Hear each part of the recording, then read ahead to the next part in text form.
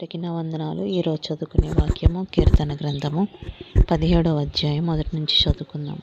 యెహోవా న్యాయమును ఆలకించుము, నా మొరను అంగీకరించుము, నా ప్రార్థనకు చెవియొగ్గుము. అది కపటమైన పెదవుల నుండి వచ్చినది కాదు.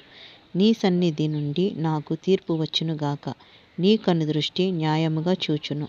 రాత్రివేళ నీవు నన్ను దర్శించి నా హృదయమును పరిశీలించితివి, నన్ను పరిశోధించితివి. నీకు ఏ దురాలోచనయు కానరాలేదు. నోటి మాట చేత నేను అతిక్రమింపను. మనుషుల కార్యముల విషయమైతే బలాత్కారుల మార్గమును తప్పించుకొనుటకై నీ నోటి మాటను బట్టి నన్ను నేను కాపాడుకొని ఉన్నాను. నీ మార్గముల యందు నా నడకలను స్థిరపరచుకొని ఉన్నాను. నాకు కాలు జారలేదు. నేను నీకు మొరపెట్టుకొని ఉన్నాను. దేవా, నీవు నాకు ఉత్తరమిచ్చెదవు. నాకు చెవియొగ్గి నా మాట ఆలకించుము.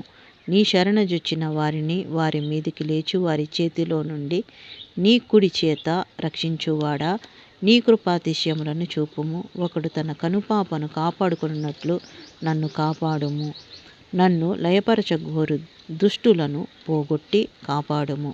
నన్ను చుట్టుకొను నా ప్రాణశత్రువుల చేత చిక్కకుండను. నీ రెక్కల నీడ క్రింద నన్ను దాచుము. వారు తమ హృదయములను కఠినపరచుకొని ఉన్నారు. వారి నోరు గర్వముగా మాట్లాడును. మా అడుగు జాడలను గుర్తుపట్టి వారిప్పుడు మమ్మను చుట్టుకొని ఉన్నారు. మమ్మను నేలకు కూల్చుటకు గురి చూచుచున్నారు.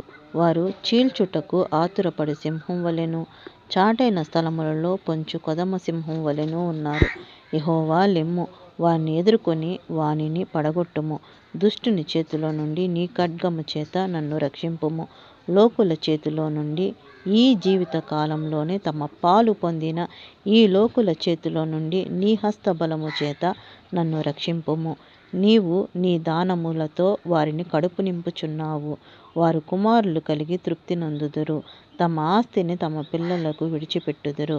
నేనైతే నీతిగలవాడనై నీ ముఖ దర్శనము చేసేదను.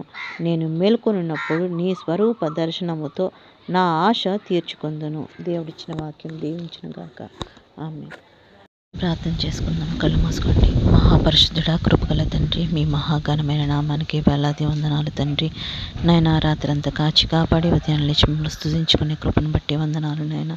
మీరు ఇచ్చిన పరిశుద్ధ గ్రంథాన్ని బట్టి వందనాలు తండ్రి. మీరు ఇచ్చిన వాక్యాన్ని బట్టి వందనాలు నాయన. ఈ వాక్యం ఎంతమంది అయితే వినిచున్నారో వాళ్ళ హృదయంలో భద్రపరచండి. వాక్యానుసారమైన జీవితం మా అందరికీ దయచేయండి తండ్రి నాయన.